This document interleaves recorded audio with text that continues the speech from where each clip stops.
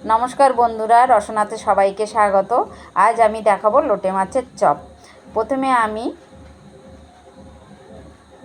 গ্যাসের উনানে কড়াই বসিয়ে দেব, সেটাতে ভেজে নেব তেজপাতা, দারুচিনি, এলাচ। এবার আমি সেই কড়াইতে দেব লোটে মাছ, তার মধ্যে একটু নুন আর হলুদ দিয়ে দেব। লোটে মাছ থেকে জল বেরোবে, সেই জলেই সেদ্ধ হয়ে যাবে। সেদ্ধ হয়ে গেছে লোটে মাছ। এবার লোটে মাছ থেকে আমি কাঁটাগুলো আস্তে আস্তে বের করে নেব। তারপরে সেদ্ধ করে রেখেছিলাম আলু, সেটাকে আমি ভেঙে নেব।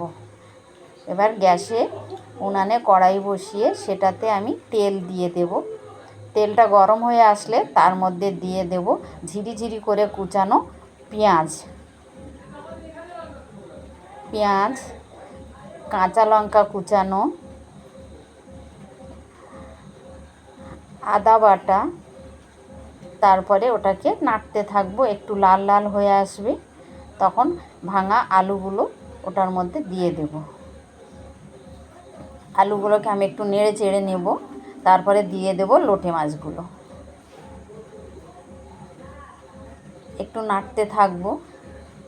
তারপরে একে একে ওটার মধ্যে দিয়ে দেব নুন, হলুদের গুঁড়ো, জিরে মরিচের গুঁড়ো, দারুচিনি, এলাচ, তেজপাতা বাটা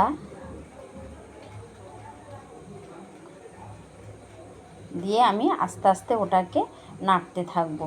বেশ অনেকটা শুকনো শুকনো হয়ে আসবে, ওটা মাখাটা মাখা মাখা হয়ে যাবে।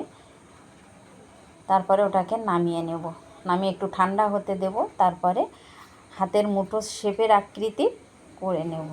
এদিকে আমি কর্নফ্লাওয়ার গুলে নিয়েছি, বিস্কুটটাকেও গুঁড়ো করে নিয়েছি। কর্নফ্লাওয়ারে চুবাবো আর বিস্কুটের গুঁড়ো মাখাবো। কড়াইতে তেল গরম হয়ে গেছে, আস্তে আস্তে একটা একটা করে দিয়ে দেব। বেশ ভাজা ভাজা হয়ে আসবে, মুচমুচে হয়ে আসবে। হয়ে গেছে আমার লোটে মাছের চপ।